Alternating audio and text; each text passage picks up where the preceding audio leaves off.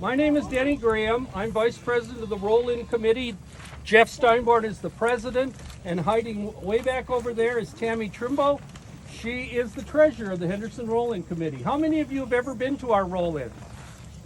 Oh, that's great. Well, what we're going to do today is tell you just a little bit about the decades of the vehicle. And this is just going to be a tiny little taste for you, because we could probably talk an hour on each one of these decades. So we're just going to give you a little bit of a taste of the vehicles. And we have a couple more weeks of the roll-in, so if you can talk to your parents to come on over, you're going to see hundreds of cars like this. And what we're going to do is start out with this car, and I'm going to spend my most time talking about this car because it's a Ford Model T, and it's a 1926. Jim Mollenhauer owns it from Le Sueur. This is the car that put America behind the wheel. It started America's love affair with cars. They started out building these in 1908, and we'll have questions afterwards if you want to ask questions at the end. They started building these. Henry Ford owned Ford Motor Company. He started building these in 1908. And when he first built them, they built them by hand. And it took like 12 and a half hours to build a car. Well, he decided he wanted to get more cars out there and get them sold to the public because they were so popular. So he built a factory and he developed what's called an assembly line. Does anybody know what that would be? What do you think it is? It's like a line of people that work on a thing. That's exactly right. Rather than building a car just as it stands like this, the cars would come down an assembly line. And the first person would they might have the frame, maybe the next person down the line would put on the tires, the next person would maybe put the engine in, the steering wheel, the body, things like that. When they were building them by hand, it took about 12 and a half hours to build the car. When they got the assembly line going, they could build a car every 90 minutes.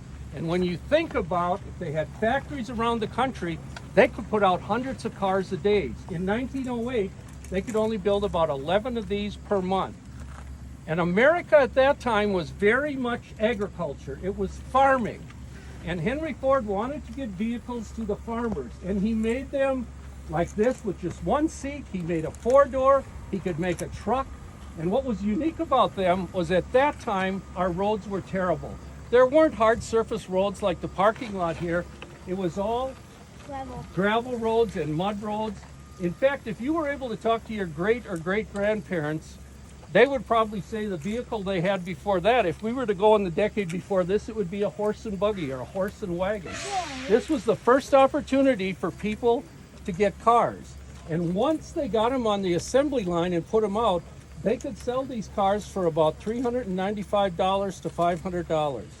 And what was unique about them was these little tires. They could go through the mud, they could go through the snow. And you have to realize at that time in rural America, there was no electricity. So some farmers even put these up on blocks. And they'd take the back tire out and they'd put an assembly on there, a pulley, and they would use this thing. They'd put a belt on there. They'd run wash machines. They'd run grain grinders, sawmills. So these were really utilized for a lot of things. Up until 1972, this was the #1 selling car in the history of America. They sold 15 million of these cars. So it was very important. This was the first car that put America on the road. And when people became owners of cars, of course, like it is today, people wanted to make their cars faster. They wanted to customize them. So as we move into the 30s, you see this car. This is Mason Trimbo here? Where are you? This is his grandma and grandpa's car. Isn't he lucky to be able to go cruising in that? When you get into the 30s, now this is what this car would have looked like in the 30s when it came from the factory. Can you all see that? And you see how this is kind of big and square. Well, in the 30s, they started to streamline the cars. They were more comfortable to drive. They had bigger engines, and they were really nice, much nicer cars. Now, as you can see, Jerry has totally customized this car. A bigger engine, different wheels, but isn't that beautiful? A really nice car. So, if you look at this car and you look at this car, how much is it streamlined and what a change in a decade. Now we move on to my car, and this is a 1948 Plymouth. Now, can any of you take a guess what our country was involved in the 40s? World War II. And the United States got into World War II in about 1941, 1942. So there was lots of car manufacturers at that time, but all the factories shut down. The total country was in the war effort. So the factories that made cars were turned over to make tanks, to make airplanes, to make weapons. So this is basically, when the war ended, they started making cars again in about 1946. These cars were kind of the ones that were left over in the early 40s when they had to quit production. So this is probably very similar to what you would have seen in 1941. But they did, you know, they added a lot of chrome, they changed the wheels. One of the things that you started seeing is the cars really became decorative with fancy grills, things like that. I want to show you one thing. Can you all see this? And Jeff, maybe open it on that side. See how the doors open from the back instead of cars that are hinged? These doors are called suicide doors. And the reason, if you were sitting back here and you were a kid fooling around and you didn't have the door locked, if you're sitting here and opened the door and the car was going along at 50 miles an hour, it'd whip this door back and flip you right out onto the road. So that's why they call them suicide doors. Now the cars in this era did not have air conditioning. That was way before the time we had air conditioning. You see these vent windows? Yeah. These are called vent windows. And you would open them up and the air would blow through. In fact, this one has a vent window in the back, so the air would kind of whistle through and sail out the back, so you would have some circulation.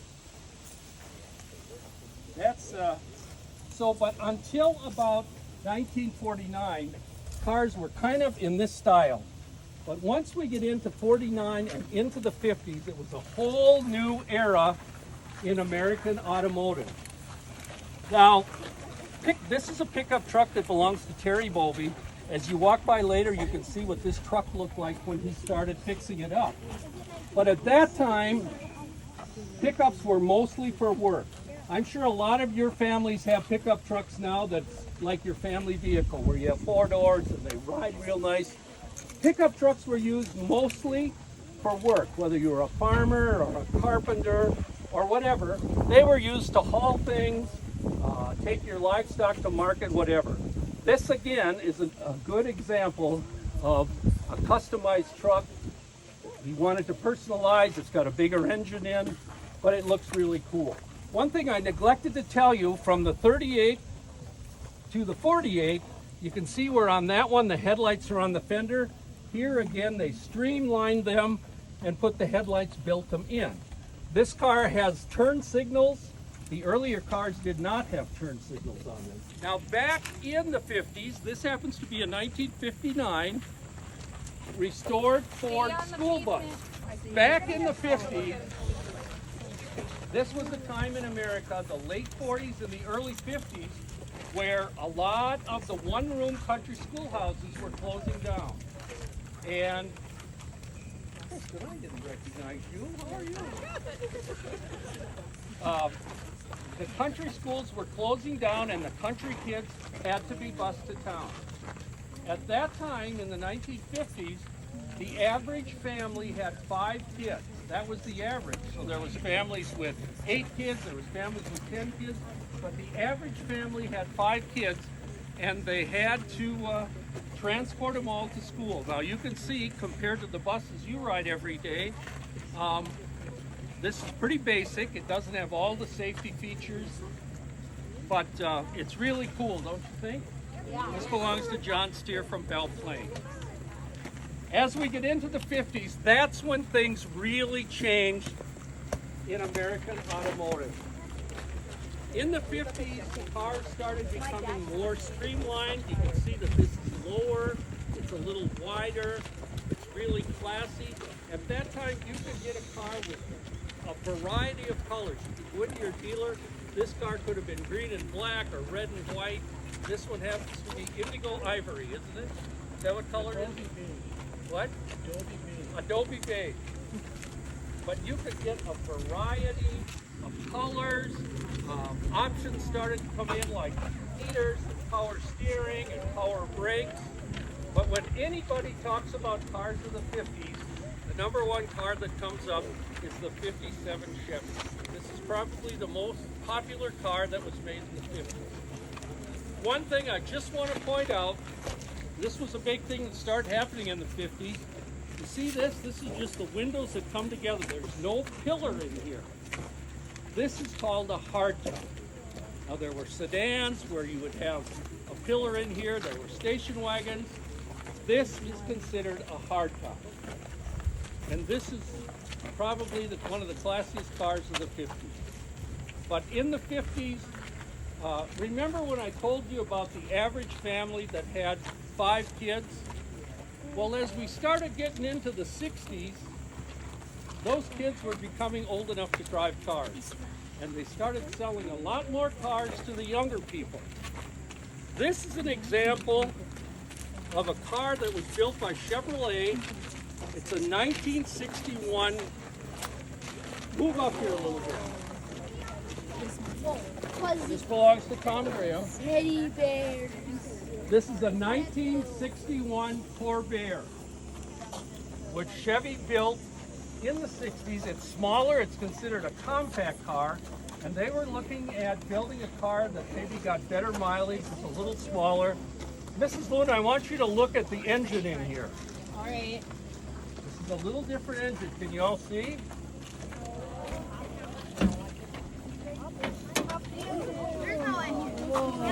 There's nothing there. There's no engine. Where is the engine? In the back. In the back end. This car was built to compete with the Imp. Stay back a little bit.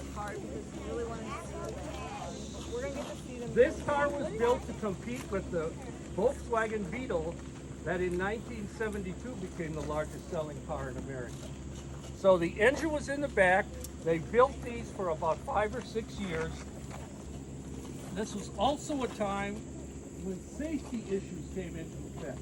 There were so many cars on the road that there was a lot of accidents, a lot of people getting killed in cars. So this was one car that they said wasn't safe. I disagree with them. Yeah. But it was banned after 6 or 7 years. But as we got into the 60s, this is the first decade where they had safety belts, seat belts. All these other vehicles didn't have safety belts. They started padding the dashes, making them better tires, better glass to make the cars a little safer in the event of an accident. As we move further down, this is a 1962 Chevy Impala.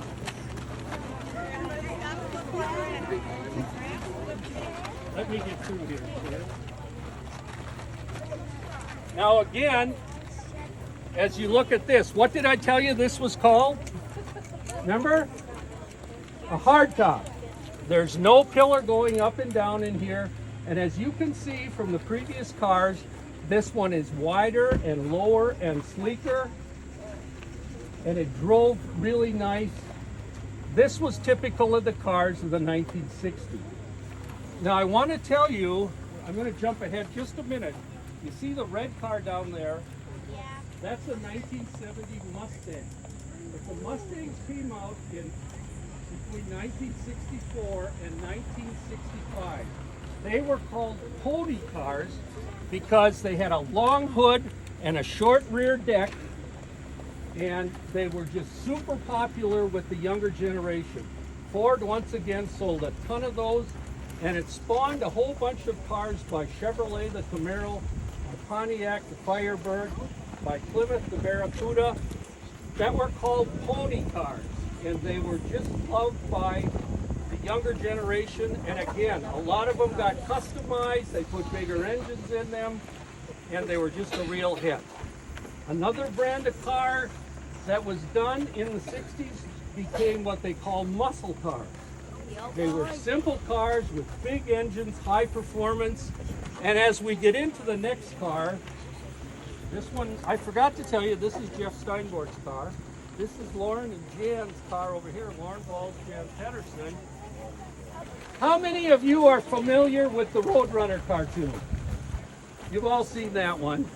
And what does the Roadrunner do every time he passes the coyote? Meep, meep. That's what he does. These cars were made, this one was made by Plymouth.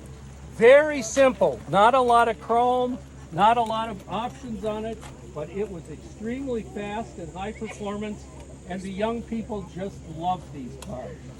And they sold, it was the car of the year one year. Very popular with the young folks, and they sold a ton of them. Now we move on, as I told you about the Mustang that was built in, started in the 60s, and they kept improving on them. What do you call this? Convertible, right. As I said before, this one was very popular. They sold a lot of them. It was one of Ford's best, highest performance cars, and very typical of the cars in the 60s and the 70s. And finally, down at the end, and I know absolutely nothing about Teslas, except that they're electric and they're fast and they're good cars.